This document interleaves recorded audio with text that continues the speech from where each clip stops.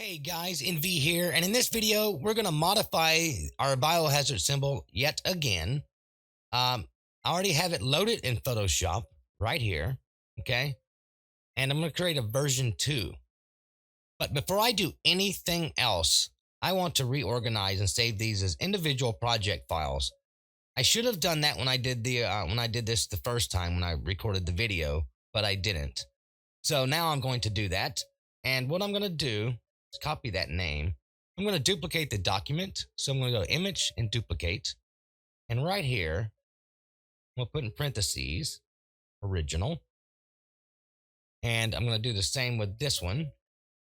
Duplicate, right here, parentheses, version 1.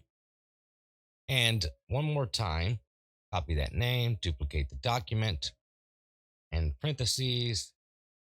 And what I want to do is name that one sliced. I'm going to go ahead and close this one out. Select the original, delete these versions right here, and we'll keep that like it is. Do the same with version 1, delete sliced and original, and go to sliced and delete version 1 and original, just like so. And that way we have a nice tidy project files as well.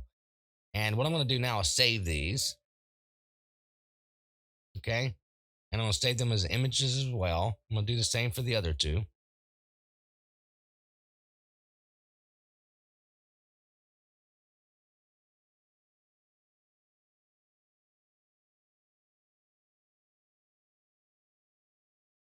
Just like so. Okay.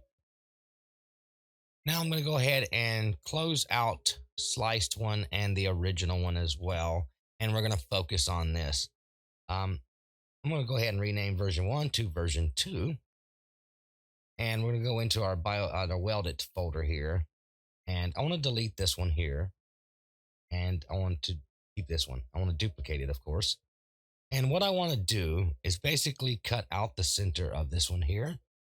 And this is going to be a very short video, just to let you know. So what I want to do is I like this polygon tool where we're at right now. And I like the size of this. I'm going to bring my guides, by the way, control semicolon. But I like the size of that, the 6 sides, points or whatever. And I'm going to keep it just like it is, I believe. We could try that and see. Nah. Uncheck smooth indents. What I'm going to do is drag out, hold shift key. And I'm just going to click and drag out a little bit. And now I'm going to hold control and tap the T key. Hold the shift key, click, hold, drag over to the right one time, just like so.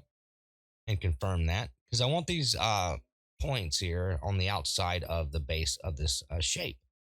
And I'm going to come up to past operations, subtract front shape. And let's see what we've got.